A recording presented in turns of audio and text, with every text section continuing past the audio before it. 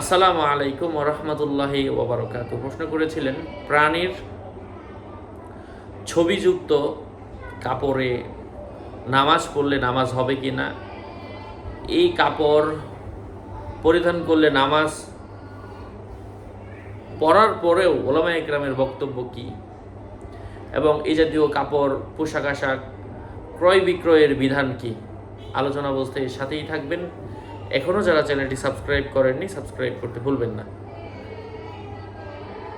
Verify চ্যানেলের description বক্সে click করলে পেজ এবং আইডি লিঙ্ক আসবে। এটা ছাড়া আলাদা অন্য কোনো পেজ নেই, আইডি নেই, ইমো নেই, হোয়াটসঅ্যাপ নেই, টিকটক নেই। নাম ছবি দেখে বিভ্রান্ত হওয়া যাবে না। প্রত্যেক ভিডিওতে আলাদা আমি সাবধান করি, সতর্ক করি। সম্মানিত প্রিয় উপস্থিতবৃন্দ, আমি মূল আলোচনা শুরু করছি।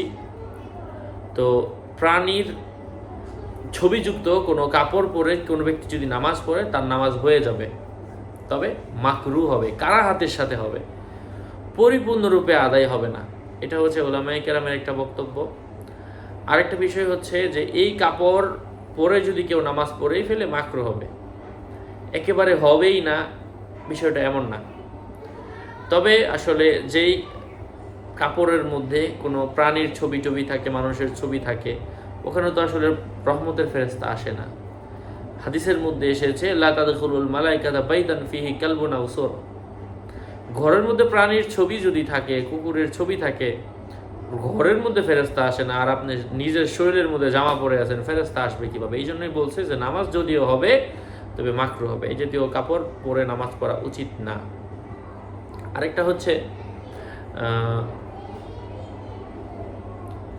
যদি নামাজ পড়ে ফেলে নামাজ হয়ে যাবে, এবং এই কাপড় প্রাণীর ছবিযুক্ত কাপড় ক্রয় বিক্রয় এটা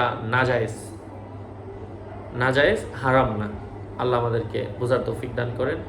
আরও আপডেট পেতে সাথেই থাকবেন। সকলের মঙ্গল, দীর্ঘায়ু, সুস্বাস্থ্য কামনা করে এখানেই শেষ করছি। আসসালামু আলাইকুম ওয়া রাহমাতুল্লাহি ওয়া বারাকাতুহু।